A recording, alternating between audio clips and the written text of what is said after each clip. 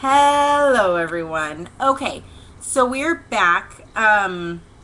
Excuse my muscling and rustling and everything before this. We had a lot going on. We had some technical difficulties with Comcast. Thanks a lot, Comcast. And then I just had a lot going on that I had to take care of. It's been a whirlwind. Okay, so anyway, um, today what I want to start with is just quickly. Earlier, I was making dinner, and as I was making dinner, it's just me, or it was just me and Jackson, who has now seemed to have gone somewhere. Oh, he's looking out the window. Wait, wrong way. No, and now I'm in the way. See? Okay. Anyway, oh, sorry. Say hi to Grandma. Hi, Grandma. Okay.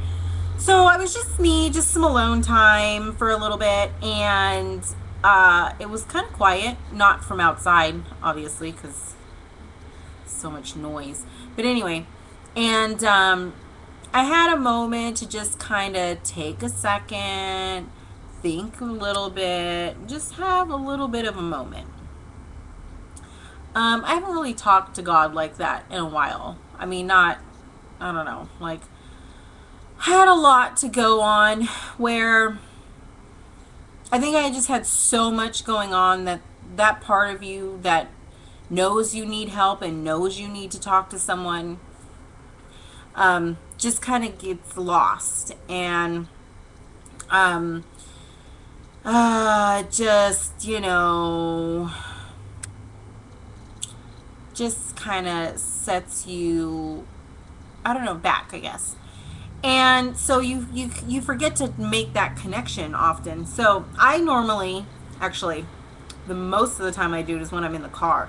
I tend to drive long drives often, and that's mainly when I have these conversations. I'm not really one to really like to be alone for very long, and I don't like the silence very much. That's probably something from childhood or whatever. So when I get in those moments, I tend to just, I mean, I get uncomfortable. And so what takes me out of that is when I get to take a chance to just sit, hang out, and talk to God. Because, oh, sorry, my chapped lips. I don't know how many of you have ever been told it this way. Grandma used to tell it to me like this all the time, that, having a conversation with him is just like you and I talking. And, that's how you should talk to him, whether it be a prayer or you're just simply just sitting down to have a just conversation that has to do with something, nothing, whatever. It's just your moment, to have with him, so that you can take a second to just kind of step back from everything going on and come back to, normalcy, and kind of put things in perspective.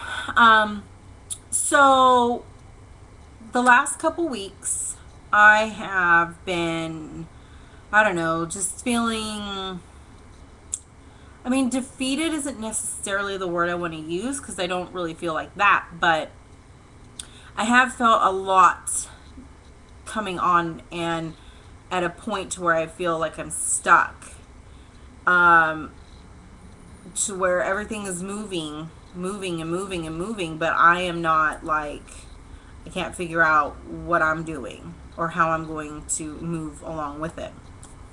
And I'm sure a lot of people get that.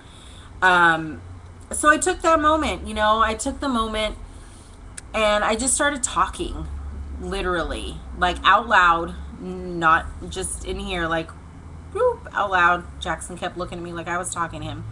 But there's been a lot to where, I don't know, I mean, you kind of get through life and you hit these bumps, and even though you've probably dealt with, maybe worse situations than what you're in at the moment, I don't know, it's like each time something happens, you're kind of just knocked down again.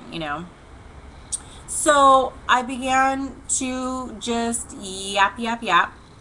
And I discussed with him plans, ideas, and everyday life things that I have, and the rapture, because I would really like it if you could like just come now. Like I mean, I know there's a time and place for it and everything, but I mean, I'm just saying I'd really appreciate it. So it'd be great. Um, but anyway, so I just, I don't know, recently things have just gone every which way that they could. And I just found myself not really having the strength to have an answer for it, to get through it.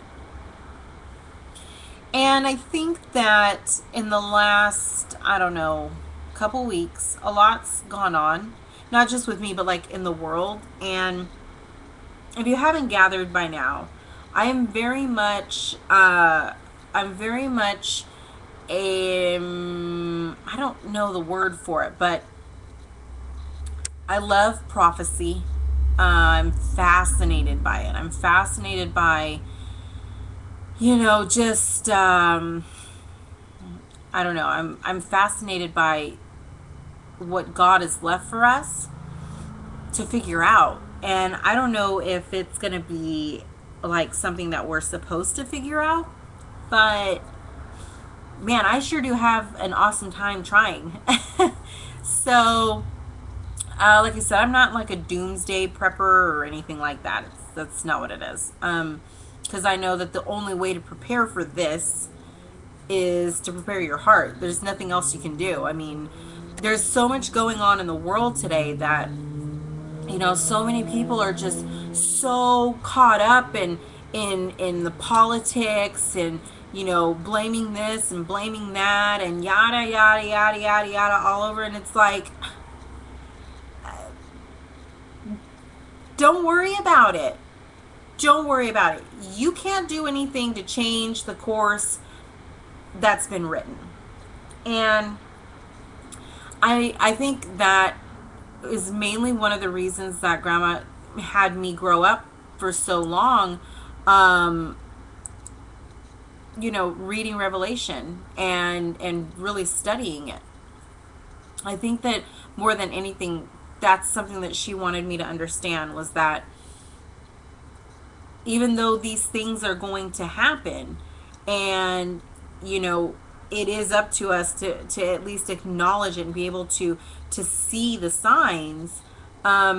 It's not so much about changing what's happening, it's about making sure that you are prepared for it.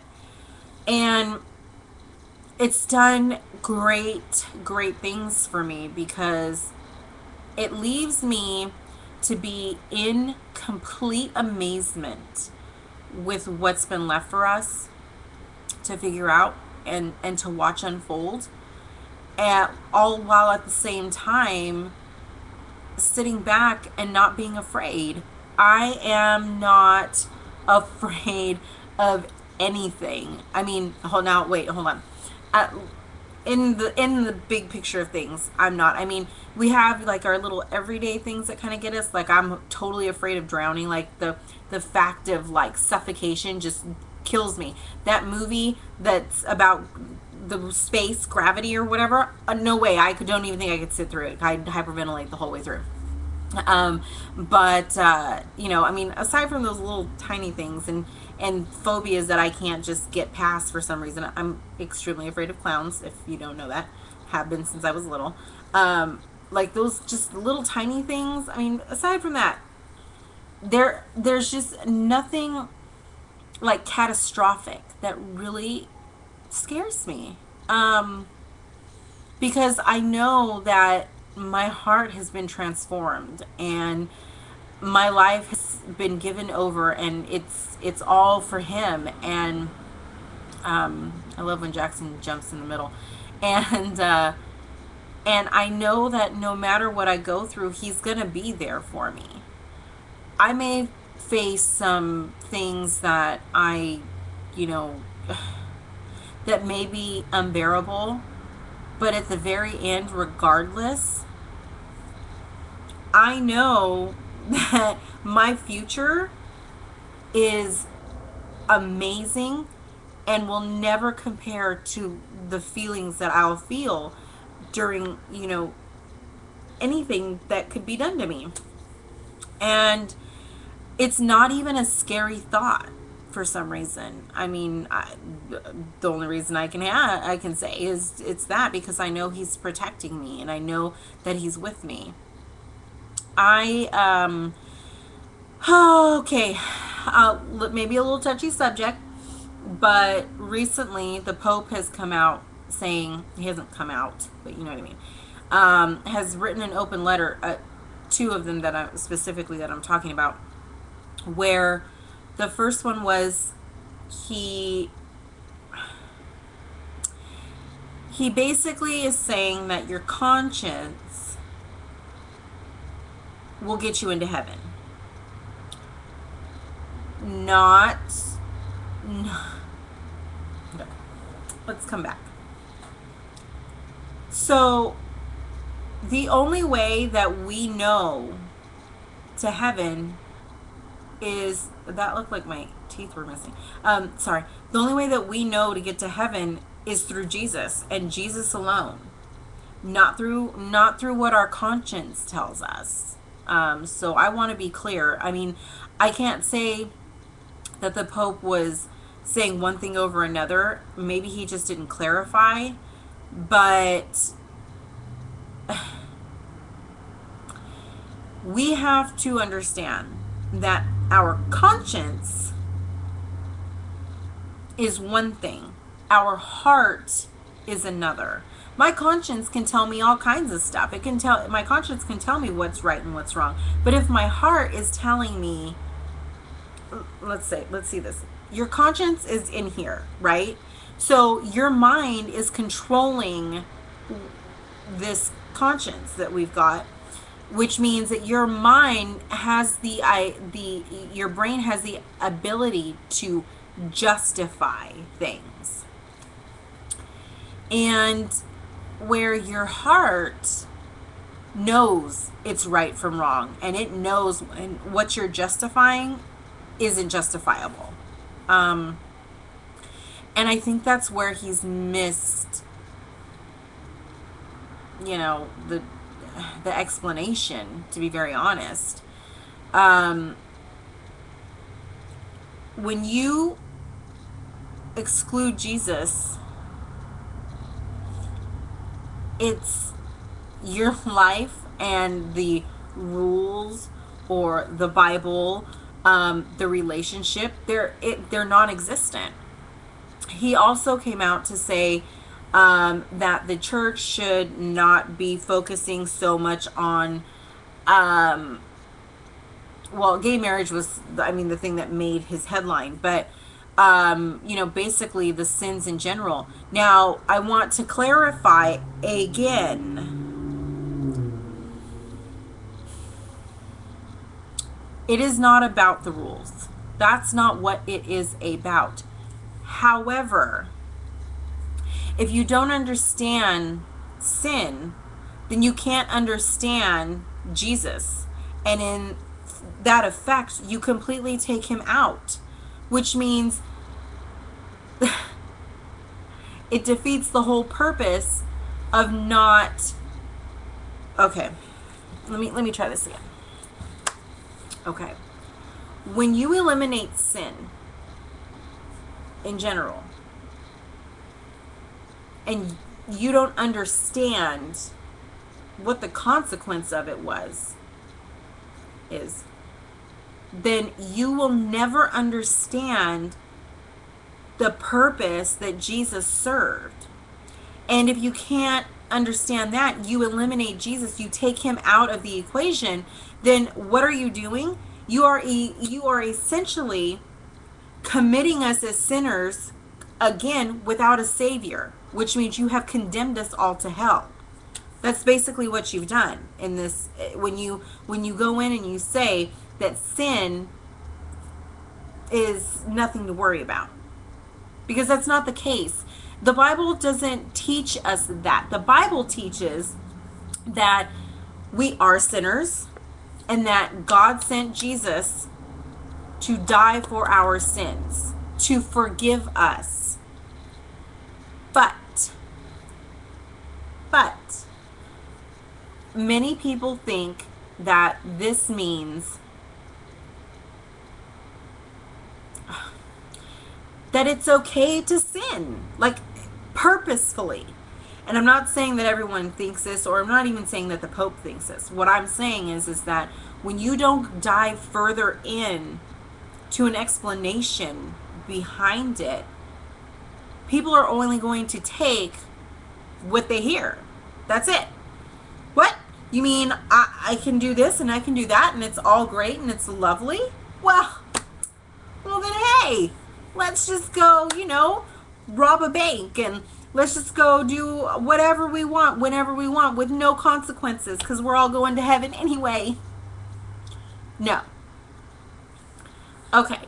So, when you decide that, no, let's stop. For most people, I've really yet to hear of anyone that it hasn't happened to this way. When your life is changed by whatever reasoning that has happened to you, a life event, you just one day decided, this is not the life I want to live anymore. I want something better. And, Jesus just entered your life. When you let him in and you finally take on this walk, there's something in you that just says, I just don't even know how I lived before. What was I thinking during these things that I was doing? And how did I ever really justify the things that I've done? Your life changes in a way that you cannot imagine. And I don't mean just in ways that people think that would be boring or useless or no.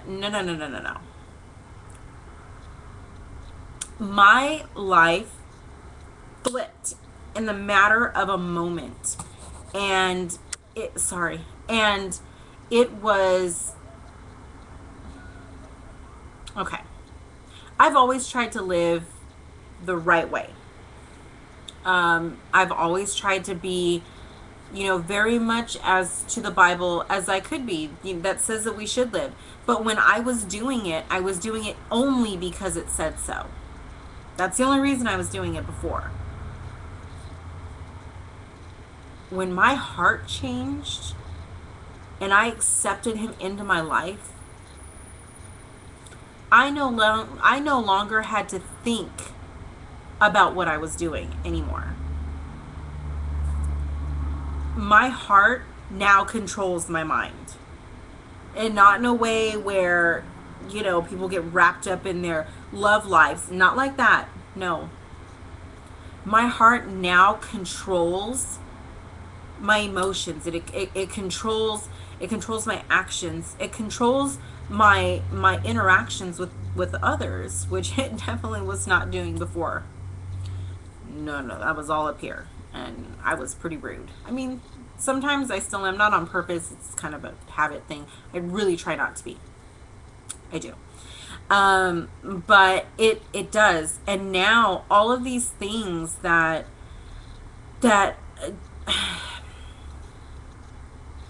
all of, let's say, the 10 Commandments as an example, okay? Not even just all the random stuff that's in the Bible. Just the 10 Commandments. My whole heart knows it, and it just does. It just is what it is. And I have no problem not giving in to things like that anymore. Like before, like I said, it was me doing it because I thought I was supposed to. Now it's me doing it because it's the way I feel. Or not doing something because it's the way I feel. And it's really interesting because this last week I had some really interesting encounters. Um, this week at the no, last week at the doctor, I was having a conversation with my nurse, and it's always the same nurse, Tracy. Hi, Tracy. Um, and it was really interesting because I have been really trying to deal with the fact that cancer runs in our family now on multiple sides. And I do carry an 85% chance of getting cancer, or of carrying the gene. Well, no, of getting cancer based upon family history, which puts me in a category for a program to get tested for the gene. So you hear these things, and you, I mean, I'm, like I said before, I'm not afraid of anything, but after watching grandma go through it, it's definitely not something that I really want to go through, obviously, or anyone around me to have to go through that with me. So while I'm talking to her and telling her how things are, and we're talking about this and that, she asked me if I had made my appointment yet with the genetics department, and whatever. I was telling her whatever, and we got on the subject of my baptism, and she completely forgot about it. And because we are that close, I mean, she remembers me. That's the point. Okay. Anyway, and she asked me. It was really interesting because I've not heard this at all aside from myself. But she was telling me, she asked me how I felt after. And I kept it very basic. I didn't say very much. And I guess she had recently, well, I don't know how recent, but recently been baptized as well. And the way she described it was shocking, because she told me that she felt like she literally felt cleansed after. She felt like she bawled, she cried, and she said that she could feel the love just all over her.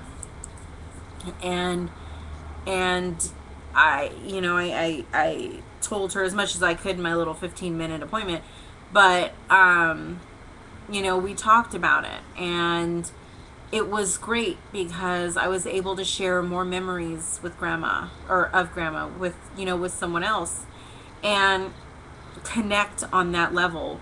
And I have to tell you, it's such an amazing moment, an amazing feeling to have that with someone who you don't really know. I know her from, obviously seeing her here and there for appointments and whatnot, and talking a little bit here and there, but obviously we are not best friends, and I don't see her every day. So to be able to just connect like that, it's a connection that only brothers and sisters in Christ can feel. Many people are baptized for many reasons, at many points in their life.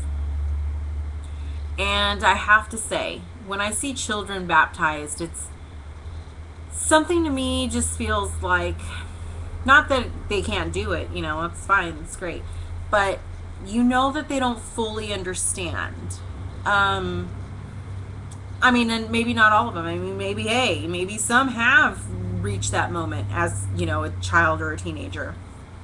I basically had it all my life, and just didn't really fully feel it until I was an adult. But either way, I love it when I see adults being baptized, because they've been through some things, they've been through life, and they're doing it for the reason that they want to do it. That something has dramatically changed. Dramatically? Yeah, that's the word. Dramatically changed in their life, in their heart to take this step. And it's just amazing, to watch people, because it's fully on. It's all them. It's a decision nobody else has made for them. It's a wonderful moment when you can make that connection with someone. And then a couple days ago, I I walked into this thrift store, and there are none in the little area that I live in. Like, I have to go out further to go find one if I want to look for something, because I collect old Bibles. And so I thought I'd go in, check it out, see if there's anything there. I also like the whole do-it-yourself thing, where you take some random old thing and then you make it all brand new. Yeah, I like doing that. So I tend to go to thrift stores for that too. So while I was there, I'm looking around. I don't really see anything I really want. I go in and I look at the books to see if there's any Bibles. I don't see any. And turns out this was the store's first day open. And I hadn't been in like that part of the area I live in for a while, so I didn't even know there was one opening. So I go up to the little counter and I ask if they had any. And this guy walks behind me and he's like, "Nope, but if I had some, I'd give them to you." Well, I don't know what that meant or what it was supposed to mean, but the woman behind the counter was like, she was saying something, and then she directed me to her husband, who was sitting behind the counter. And in the matter of, I don't know, moments, I left my cards so that they could just give me a call if any, they ran by any or whatnot. And he told me he had a whole box full of them, all King James. Do you know what I felt like? What? Jackpot? Well, he just didn't have them right now. Like, I guess he's going through storage or something to find them, or to get everything out. But as we sat there, he told me that he was going through an internship for prophetic ministry, I think he said. And immediately I was like, really? Well, what is that? Because maybe I want to do that,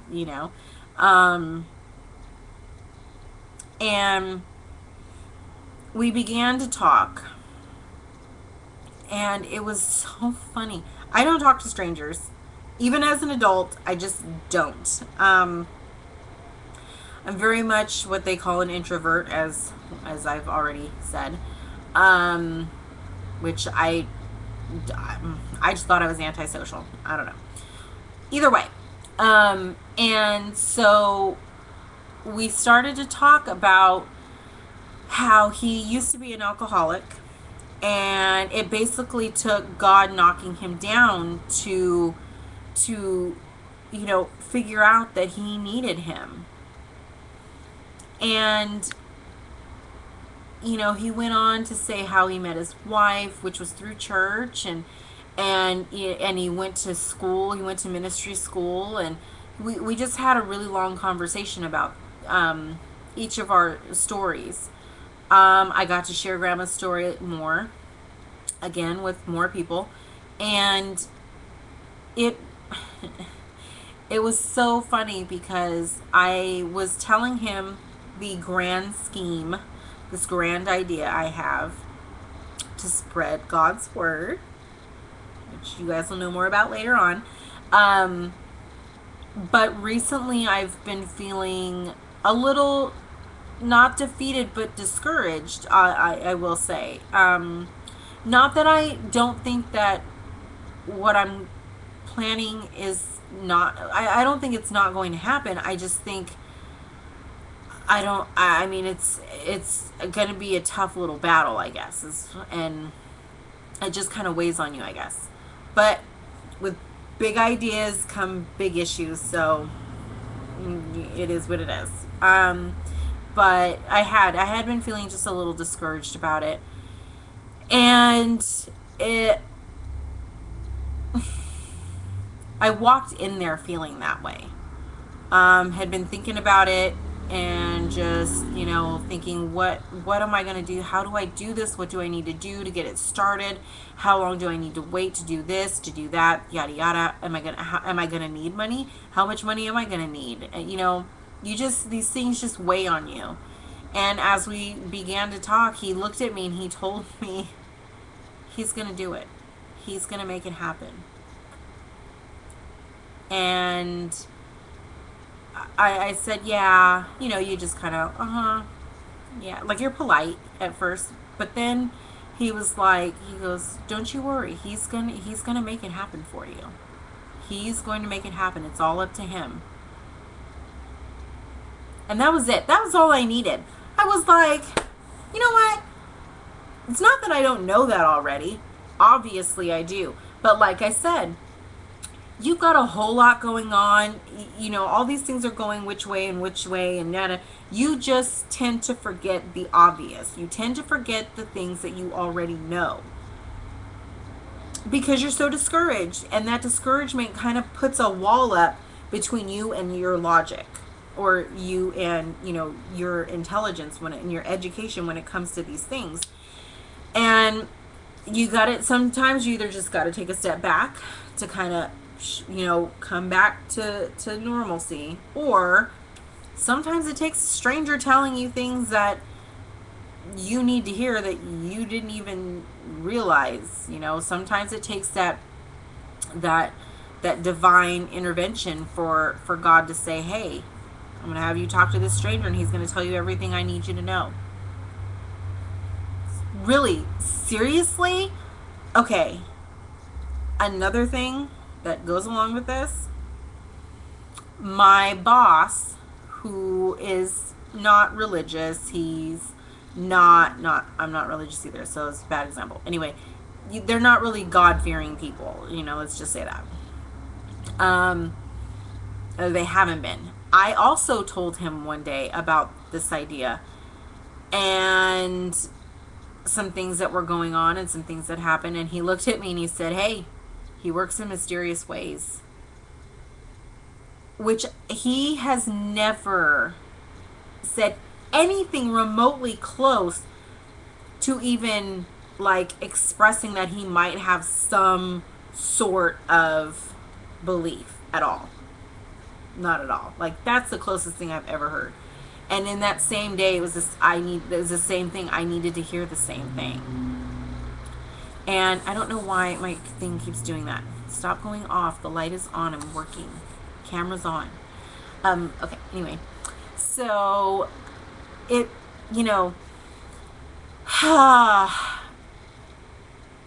life is going to come at you hard. It's going to come at you, and there are going to be moments where you are just knocked down, and it keeps kicking you and kicking you and kicking you.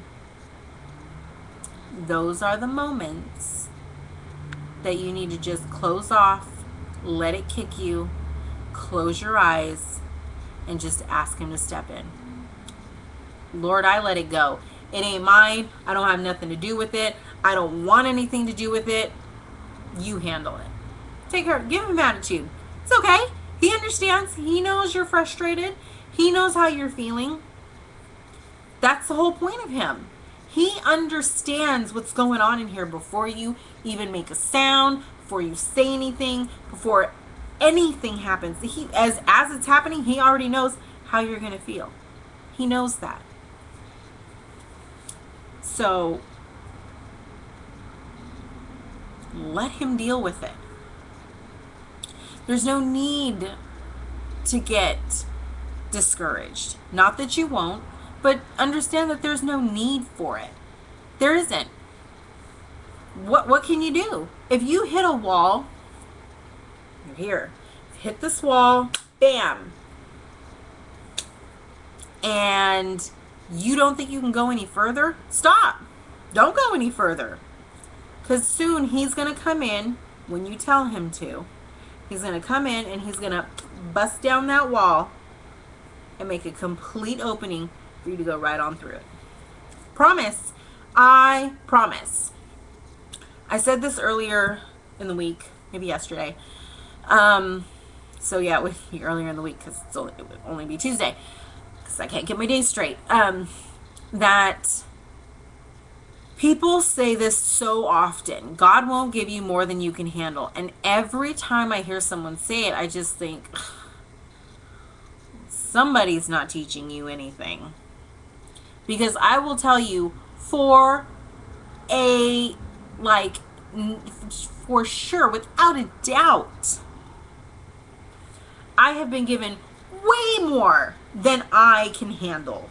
I promise you. I mean, I take things into my own hands and I don't get anywhere that I intend on being. Ever. Ever, ever, ever, ever. Do you know how many times on a road trip that I get lost? Oh my goodness. Even with a stupid navigation, still, because those navigations are not always right, I still find a way to get lost. But when I'm lost, what do? What can I do? I'm lost. What am I going to do? I'm lost, so I clearly don't know how to get out of wherever I'm at, because if I did, I wouldn't have got myself there in the first place. Right? Yeah. So what do? I just stop and I wait for direction. That's what I do. I just wait. I figure it out. I take a deep breath, find a way to get myself out, and then I go. But let me tell you, the way in, I was not doing that. The way in, I was probably listening to something that I wasn't supposed to be paying attention to, and did something, missed a turn, didn't see the street, whatever, not paying attention. And then you focus. You bring yourself back to where you need to be, and then you're good. Every single time. I get myself out every single time that way.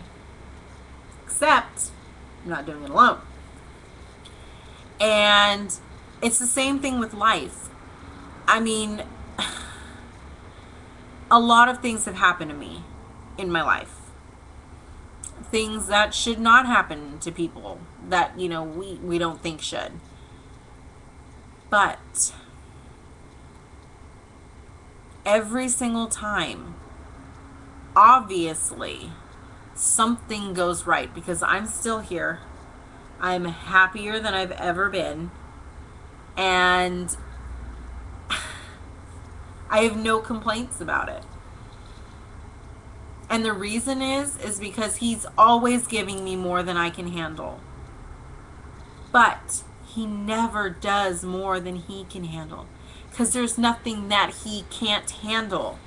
There's nothing in this world that he can't take care of.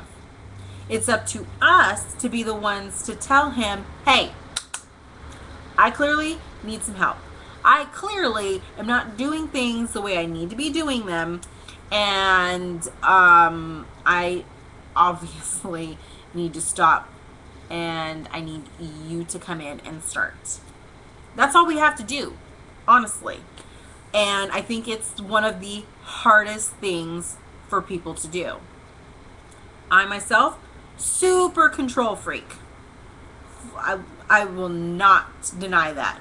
I am very much somebody who has to have a I don't need to be in control of people necessarily. That's not what I'm saying. But things that are going on in my life, different, whatever, different things, finances, work, whatever it is, I have to be in control. I have to. If I lose control, I feel just awful. I used to be afraid of planes because I felt like if at least I was flying the plane, at least I had a chance at living. That's how I used to feel like. Because like when you're driving, people used to say, oh, flying is so much safer than driving and blah, blah, blah, blah, blah. Okay, well, first of all, if I am at the wheel, I know my capabilities, right? I know what I'm capable of. I know what kind of a driver I am. I understand how I view the road. So I feel like I'm totally in control and I'm going to be safe. Nothing's going to happen to me. I think I could even like get out of an accident that wouldn't even be my fault. That's how much just confidence I have in myself and my control.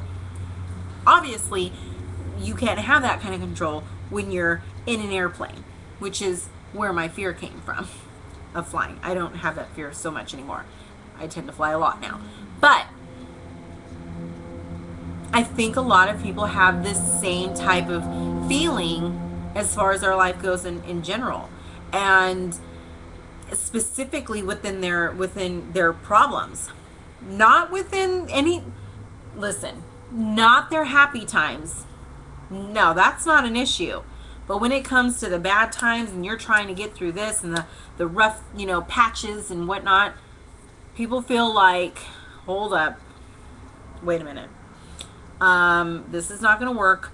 I need to fix this. What can I do to do this? What do I need to do to get out of it? How do I make this better? And I'm going to tell you, that's been me this entire week. And I know better. I really do know better. But that part of you is always there. It just is. When Grandma was diagnosed with cancer, that is when I was tested. I mean, really, really tested. I've taken care of her my entire life, one way or another. And I call her daily, multiple times a day, to make sure that she's eating what she's supposed to be, not eating what she's not supposed to be, taking the medicine she's supposed to be taking, making sure she took her aspirin every morning, making sure that she went to her doctor's appointment, making sure that I got all the lab results back so that I could read them, making sure.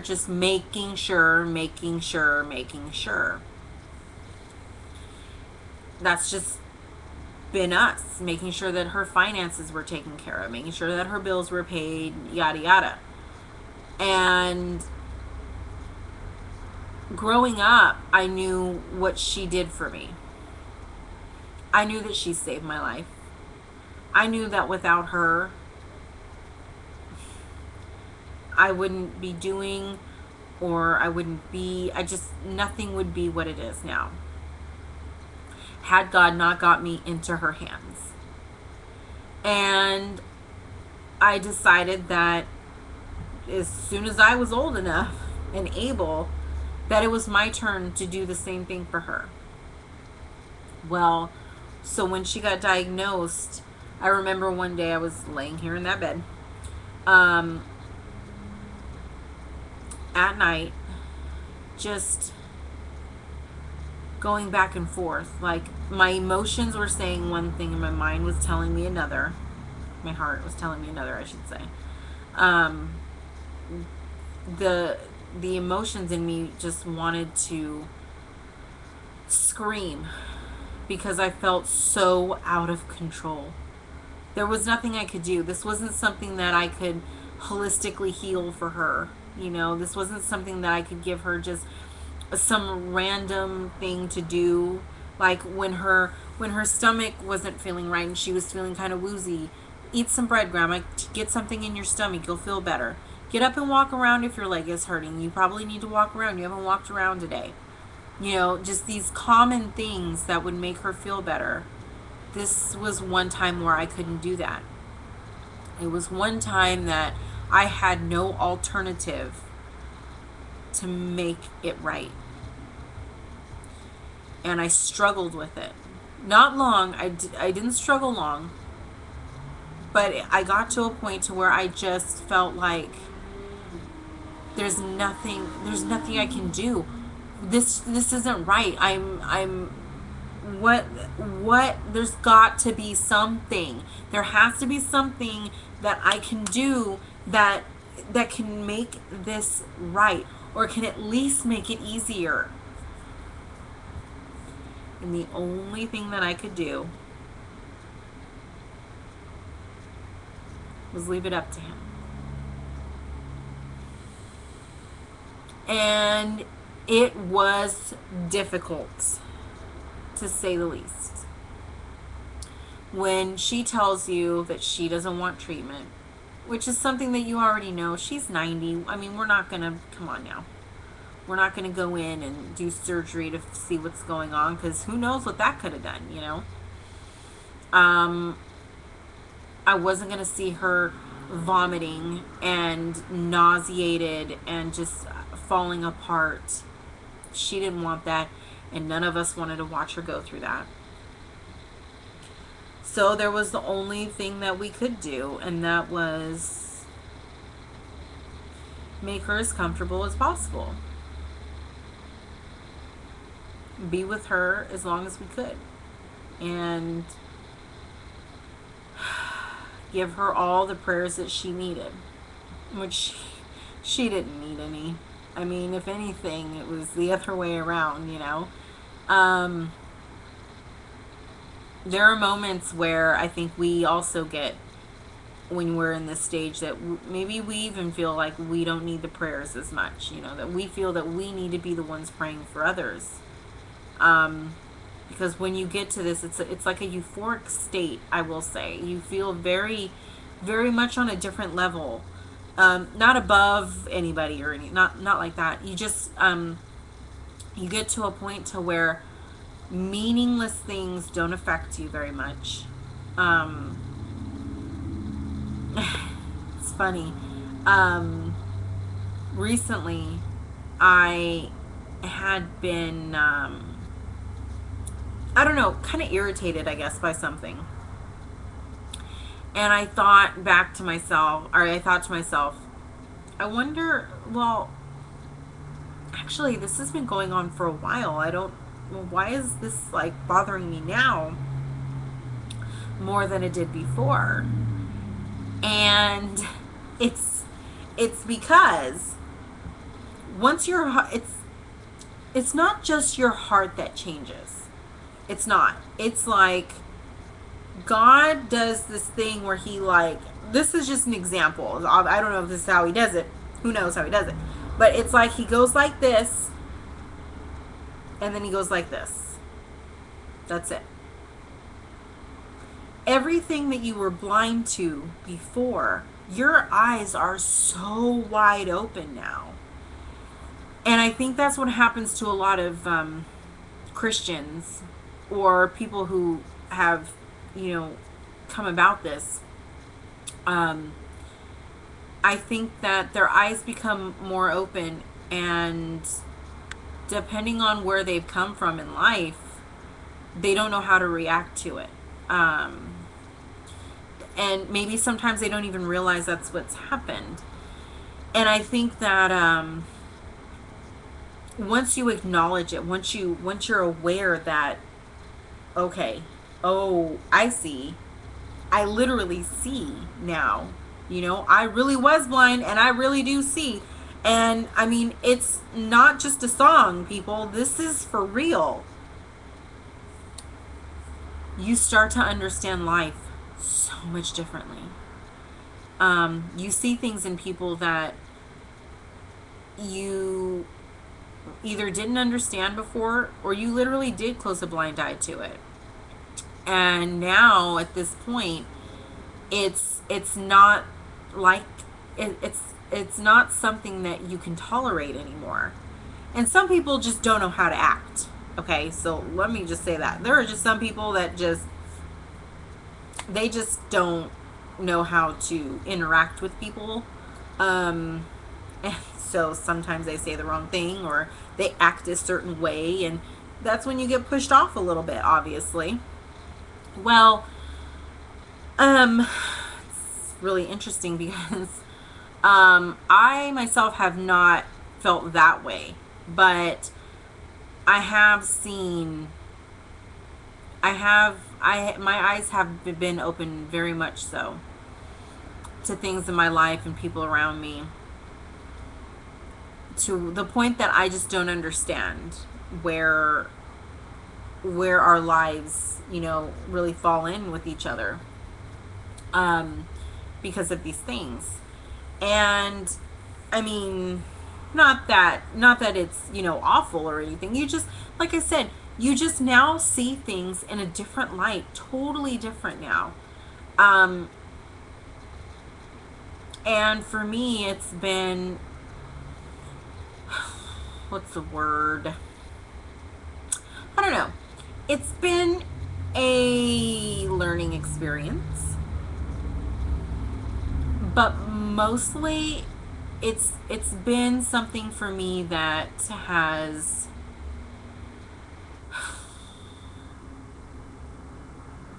it's not opened my eyes, but opened my eyes. It's been something that I've enjoyed learning how to deal with. Um, there's a poet, a spoken word poet. Her name is Genetics. Her name is Jeanette, but Genetics is her poet. That's her name. And she has a poem, and I forget what it's called. Of course, forget what it's called.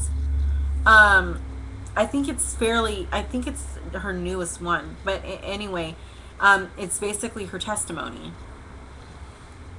and it's about how she was raped as a child, and how people have asked, how can God let these things happen? And I've been asked many questions growing up. I've been asked questions since recently. I've heard people just ask in general, why can God let these things happen? And we've reflected on this a little bit, but I think what gets people is child molestation and rape. I mean, these things really touch home for some people, and they don't understand because it's a harsh, it's harsh. It's a very, very awful thing. It really is. Worse than murder, some people consider it, because it's torture. And I she does a really good job at explaining it. I mean, the poem itself is powerful. But basically, the moral to the story is that sometimes God takes a situation, not that he caused it, but he takes a situation and he molds it. Now, she and women like her and women that have gone through these things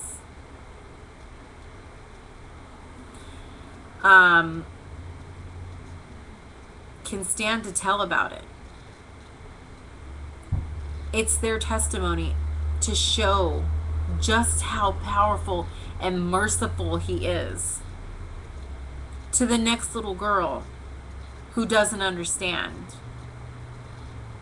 what she's gone through, the little boy who doesn't understand why he was touched or whatever.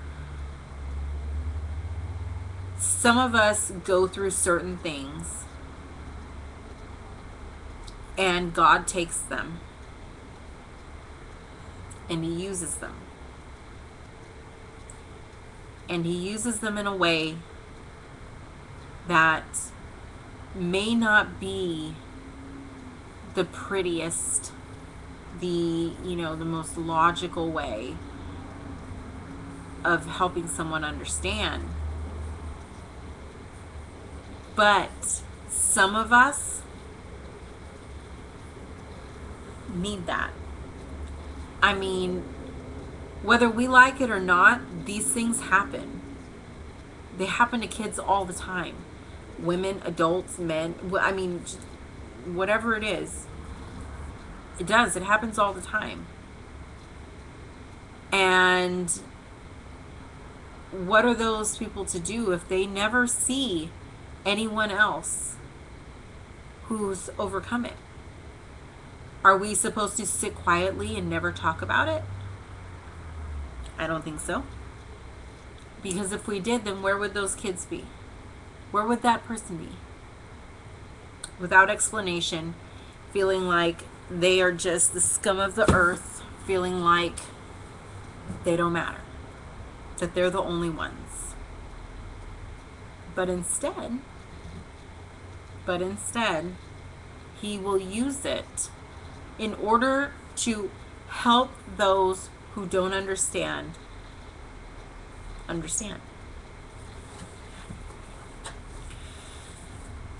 And that is the same with everything. That's just the most extreme example that, one can give.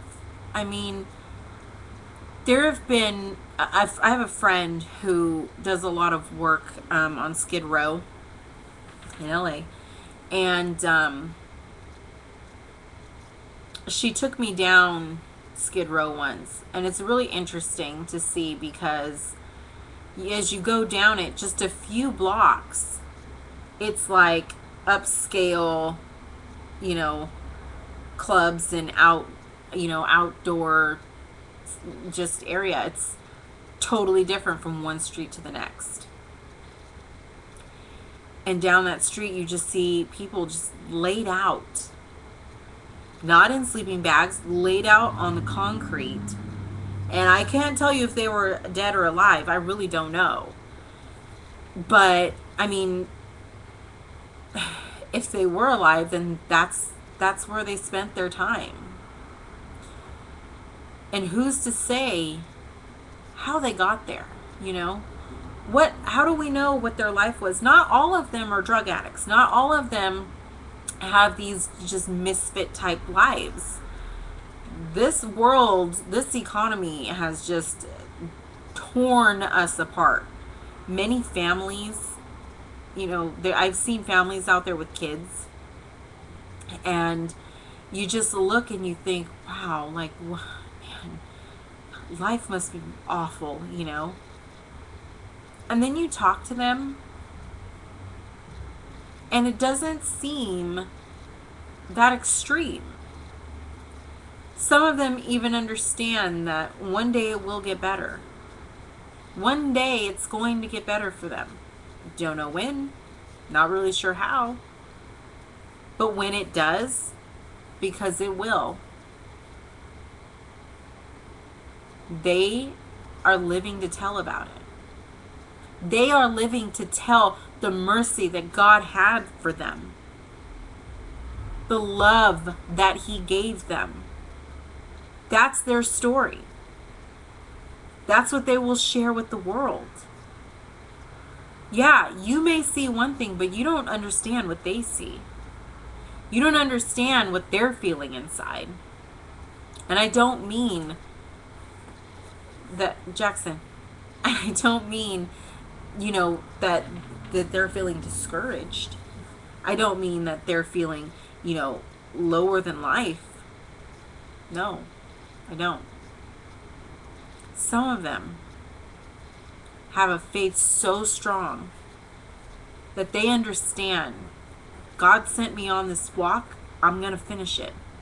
And if finishing it means having to live through this in order to tell about it the next day to the next person I see, about the love that He gave me and how He did not forsake me, then I'm going to live it and I'm going to tell it. And everyone, it's a lesson for all. Those are extreme conditions. But even in your life, there's going to be a housewife down the street that you meet one day.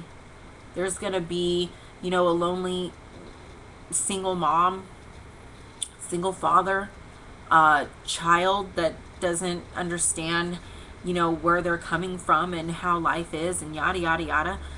There's going to be a moment in your life that you've dealt with, that you've had to go through, that's going to connect with someone one day. So when you are feeling discouraged, you're feeling down and out, you're feeling like God has forgotten about you, like the world has forgotten about you, like there is no end in sight for you, just remember, hold on to Him. Hold on to Him. He hasn't let go of you. He has not let go of you. You're walking this walk He set you on. And as long as you continue to follow him, he's going to lead you out, and he's going to lead you to the next person that's going to connect with you. And that person is going to hear your story. This person is going to hear your testimony of the love and mercy he gave to you. And then that person is going to go on and do the same. And it may not feel like that at first. You might get some resistance. I get it all the time. I don't push. There are moments where I feel like, I'm spreading this and I'm giving this out and I'm not getting it, and I don't feel like, they're really taking to it, and I feel like maybe I've even pushed them away. Don't worry about it. Don't worry about it. He says, plant the seed and I will water it. All you have to do is plant the seed. All you have to do is just spread his word around. And his word is not just the Bible. His word is the work that he's doing in you. Your testimony has become a piece of that Bible. His work in you, his love for you, and what you tell the world, your story has now become a book for others to read off of you. So don't forget that. Don't forget that. Don't be shy. Don't be shy. Don't be quiet. Don't be quiet. He is looking for a generation to come before him boldly. Boldly.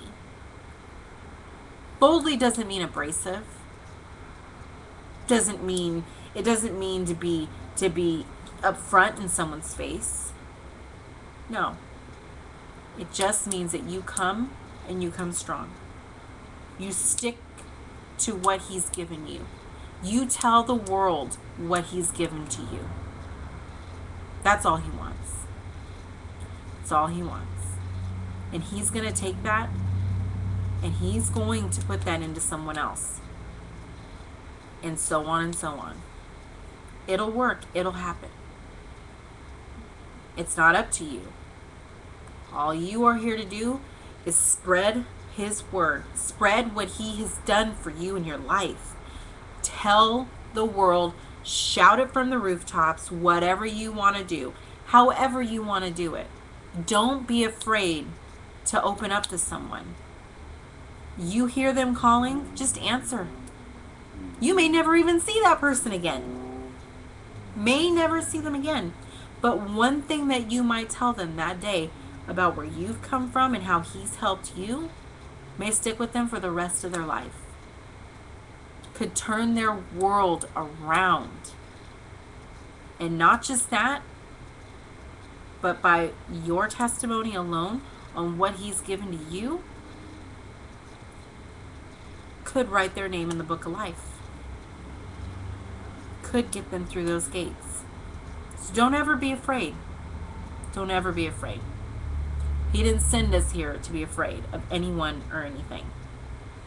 There's no such thing as discouragement. Right? Just like there's no such thing as can't. Right? Same thing. All right, everyone. Well, that is time for this week. I am, before this thing shuts off on me again, we are going to be back next week. And I just want to say thanks everyone for sticking with me. It's been some odd last week or two. Yeah, so I'll be back next week. And I have a new topic kind of coming about, so we'll see how it goes. But keep up with me on Facebook. It's pretty much where I'm at, mostly on Twitter too, because yeah, they both link together. They do all that stuff. And I will see you here next week. Let me just, if I can, I just want to pray that that the Lord comes into your life, that you allow him to come in, that you don't allow anyone outside of him to control your emotions, to control how you're feeling, to detour you from anything that he's set for you to do. He is there for you, and he is going to use you. He will use you in ways that you cannot imagine. Lord, I pray that you come into their lives, and that you show them ways that they can't understand, but that their heart can feel. Bless them, Lord. Bless them with your mercy, so that they might be able to spread the word to others and their testimony and touch others' lives. And I thank you, Lord, for everything that you do and for all that you do for us. In Jesus' name we pray. Amen. All right, everyone. We will see you next week, or I will see you next week, hopefully with some better hair treatment. I don't know what's going on with it today. It's a bad hair day. But that's it. So again, if you if you guys want to talk about something specific, please email me, or you can message me on Facebook, comment, do whatever you want, however you want to do it. I'm always open to talking about certain topics. So please, please, please go ahead and do that. And we will see you guys next week. Bye.